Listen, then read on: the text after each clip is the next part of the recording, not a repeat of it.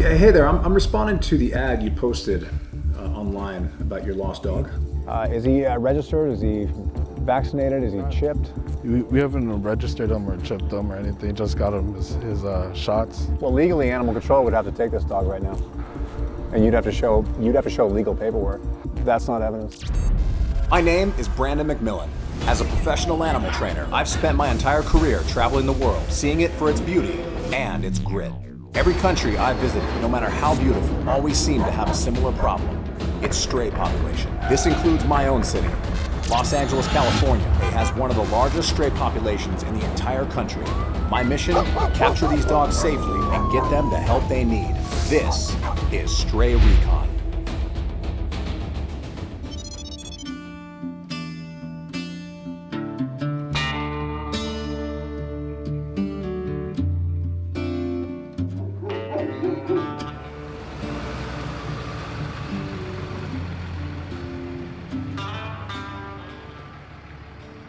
I'm also bringing just a basic snare. That's great too. Catching strays alone is almost an impossible feat. This is why the team you choose is vital. Teaming up with me today is Allison Smith, a rodeo expert who has a special skill in lassoing, which I have a hunch will be very beneficial on our mission. It's about 5:45 in the morning right now. We're going to head out in a few minutes, and there's two hot spots in town that I know that there's commonly strays found. The reason we're going out early is because stray dogs are more active the earlier you get. The second the sun rises, you're probably going to have your best chance of finding the strays. As the day goes on and more people start coming out, more traffic, the dogs get a little more timid and you're not going to find them as easy. All right, so we're going to start loading the gear up. Sun's going to be up in about 15 minutes, so let's get on the road.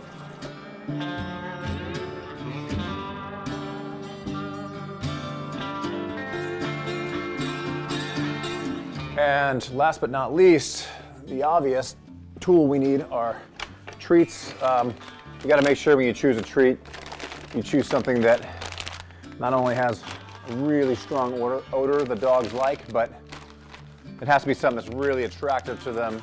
So I choose Lucy Pet treats because I've trained thousands of dogs over the years and I've tried every single treat in the market. These right here are battlefield tested, so that's what I'll be using today.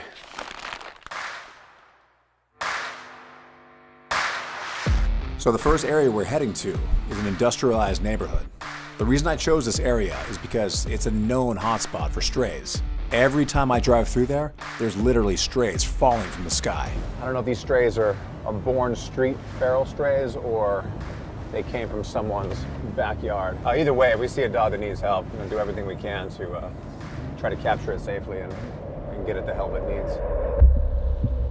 There's a lot of variables when you're looking for strays. Some days you'll see 100 and other days you'll see 0. So today it's looking like one of those days where we just gotta drive around and hope for the best. There's really no tactic on exactly how to look for them. You just have to keep your eyes peeled and sometimes they just pop out of nowhere. Because I feel like we're getting closer, now might be a good time to set up a strategy with Allison. Allison, if we see a dog in the alley, what I might have you do is I'm going to have you shoot around the back end. Okay. We got to kind of cut them off together because we see one, they're just going to dart the opposite way. So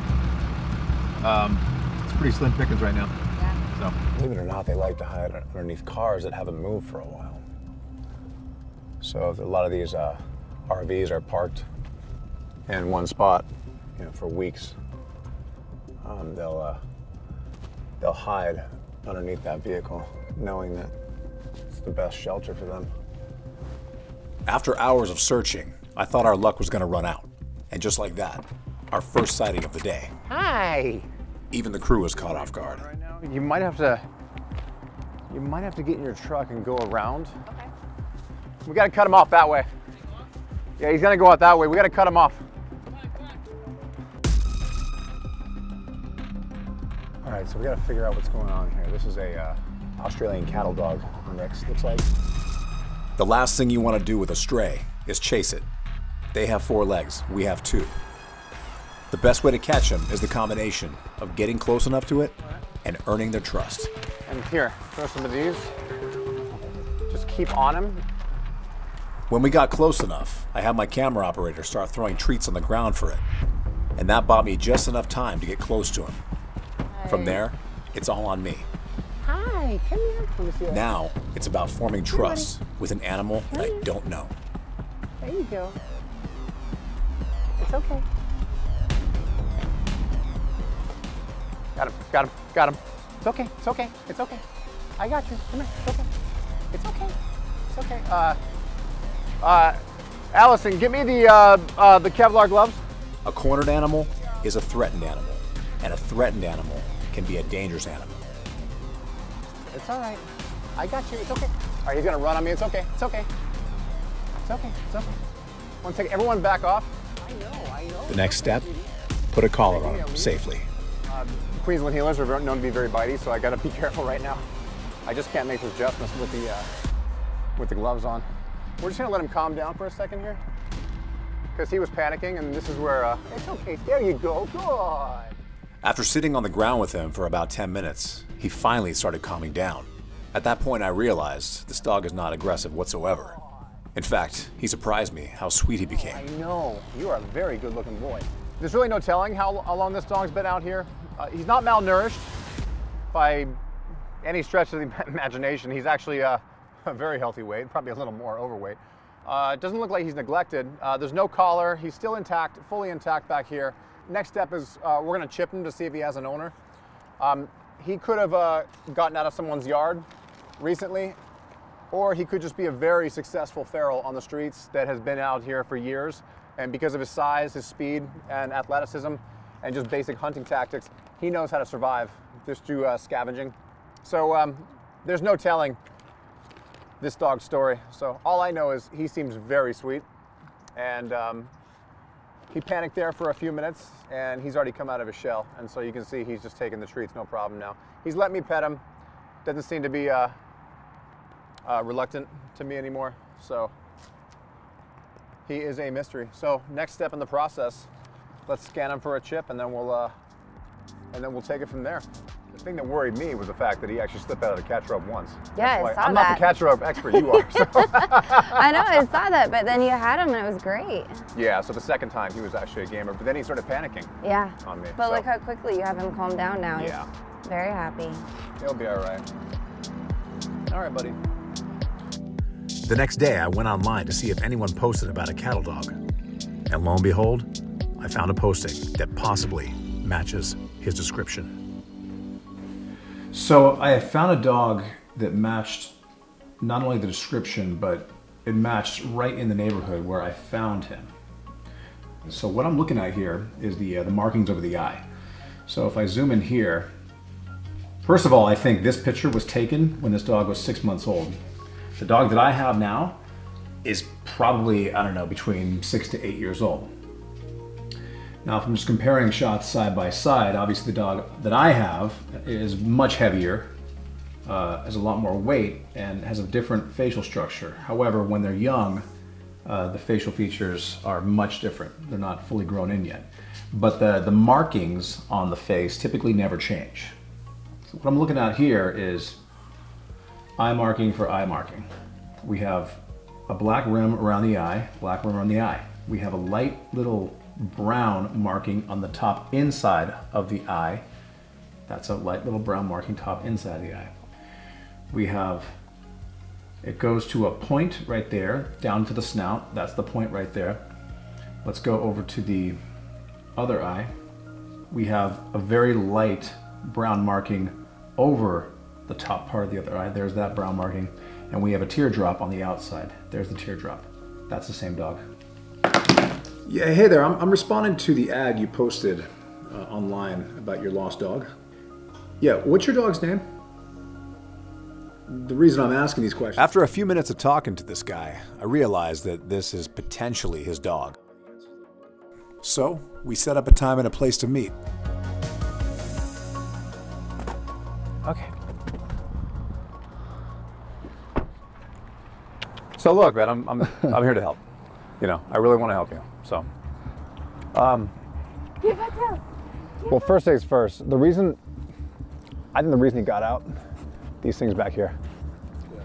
When females get in heat, they're just chasing whatever they smell out there. Is he registered? Is he vaccinated? Is he chipped? We haven't registered him or chipped him or anything. Just got him his shots. I mean, was there a reason for that, or? No, just to get him so he won't get No, diseases. is there a reason you never registered him? Never microchipped I mean, him? nah. It makes it a lot easier when you lose him, man. Yeah, no, I didn't, honestly never expected to lose him like this, but. Well, how many times has he got now? I mean, a few times, but he usually comes back. I mean, that's usually the reason why we didn't bother registering him. Because the reality is, if he gets out again, man, he might not come back. No, I know. He almost got killed. He was on a main road. So, well, look, dogs in LA, they got to be neutered. Unless are you a breeder? No. Do you show him in dog shows? No. He's got to be neutered. He's got to be neutered. He's not trained at all? Not formally, no. You want him trained? It depends. You're gonna have to keep him right for a few weeks. Well, I've got to keep him to vaccinate him. I've got to keep him to microchip him. I've got to keep him to neuter him. I've got to keep him to train him. So does that mean we're getting the dog today? Well, legally, animal control would have to take this dog right now, and you'd have to show legal paperwork. But he's talking about the records that were Registration, license. If this dog, from a legal standpoint right now, if you said my dog is lost, and animal control would say, "Where's your evidence?" That's not evidence. I'm not giving you a hard time. All I'm doing is I'm offering to do it all for you. You know, this is a huge payday I'm giving you guys. Yeah. To license your dog, register it, to neuter it, and to train it, and to microchip it. I mean, that's thousands of dollars I'm offering there. You said you wanted to train him. It takes a while, right? Like, take me a week. Take you a week. But I want you to come with me and train him. All right. Yeah. You on board? I'm on board with that. Yeah, if I'm gonna be there every step of the way, then yeah. So after a little hesitation, Adrian finally agreed to come to the ranch and work with me.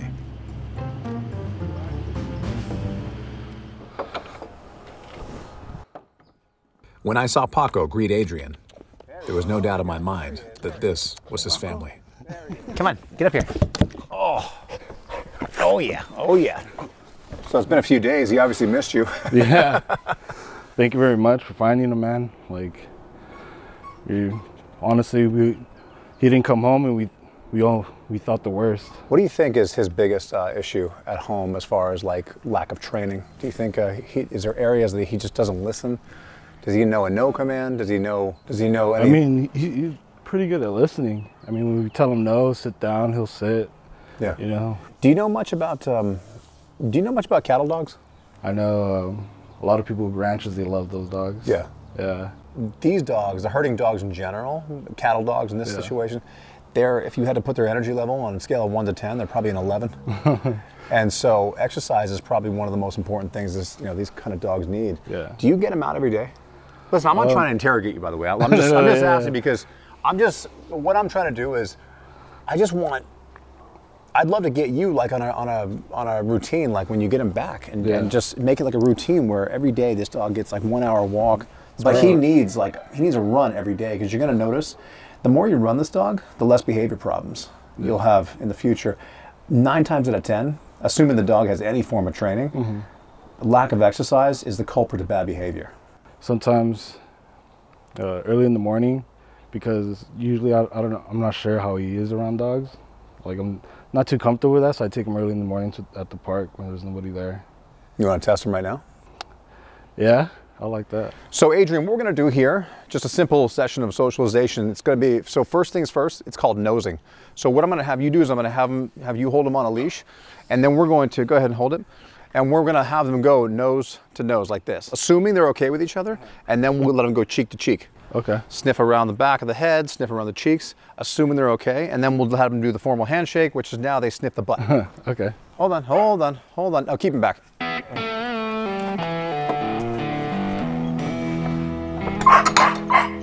Let him go nose to nose. We'll go slowly. Coda is a very socialized dog. He's very reliable, so I know there's not going to be he does not start fights. No big deal. Okay, so let him go a little closer now. Neck to neck. If you see some, we're just going to pull him back. No big deal. All right, let him butt sniff. You want to shake hands? All right, well, usually when fights start, They usually happen in the first 30 seconds. Go ahead and drop your leash. Let them do their own thing. Come on, guys. All right, you guys want to play? Go on. Go get him. Good boy, go on. Oh. You see right? Let him work it out. Yeah, that was well, that was toy aggression right there. But they worked it out. My job is never to actually stop the fight, but let's just be a referee. Dogs come from pack animals, and they always tend to work it out. So you only jump in whenever you see one really losing the fight, and they could end up in the hospital. All right, let's let him calm down for like 2 minutes, and then we'll. I'm gonna have you work him. Let me see what he knows and what he doesn't know, and what he's not good at. Let's polish him, because I guarantee if he's not good at anything, we can solve it in 5 minutes or less. Just pick a line right here, Adrian, and just go back and forth. After watching Adrian work Paco for a few minutes, I quickly realized that this dog was a blank slate. He basically had no training. So, we got right to it. He's kind of just like going wherever. Yeah. All right, we'll fix that. You probably thought these were just little fences, huh? Dude, now we created an alleyway. Watch this, very simple. 2 things. Number 1, I'm gonna show him a treat. This is gonna be real quick and very simple. So I'm not gonna give it to him, I'm gonna show it to him. Next step, I'm gonna choke him in the leash. Third step, I'm gonna start walking. Now, when he pulls, watch this, I'm gonna turn him back, heel, heel, heel. I'm gonna turn him clockwise each way, heel, stay, heel, stay, heel, stay. It works so fast because I turned so quickly, he was wondering when I'm gonna turn, when I'm gonna stop, what move I'm gonna make next. He learned that in 10 seconds. And I take 1 step and stop, and 1 step and stop, and 1 step and stop. Good. You wanna try that? After a few hours of training, it was good to see Adrian loosen up a little bit and finally see the potential his dog truly has. Good job. Thanks, man. So what'd you think? Cool seeing him jump over through the little hoop. You see the potential of these herding dogs? Yeah. Yeah, their There's a lot of intelligence is potential. off the charts. Yeah. Whenever I get them all taken care of next week from the vet, hopefully you'll continue this back at your house. I will, yeah. So by next week I'll have him neutered, microchipped, license, registration, the whole 9, and fully vaccinated if he's not already done so. Sounds good, sounds awesome. All right, Adrian. Thanks for coming out, brother. Thanks. All right, man. So after a long day of training, it was time to get Paco neutered. So I took him down to the Lucy Pet Foundation, where they perform free spay and neuters for dogs and cats in need in Southern California. To date, they've done over 28,000 and counting. For those of you wondering why it's so important to spay or neuter your pets, I'll just put it this way. In my city, Los Angeles alone, there are over 40,000 strays walking the streets right now. And one of the main causes for this is that people are not spaying or neutering their pets, period. So I've had Paco now for the last few weeks, getting him neutered, training him, and just making sure he's all good. And he's microchipped, licensed, registered, the whole 9. Adrian thinks that I'm coming over to his house just to talk to him. He doesn't know that I have Paco, so this will be a little bit of a surprise. Okay, okay, come on, come on.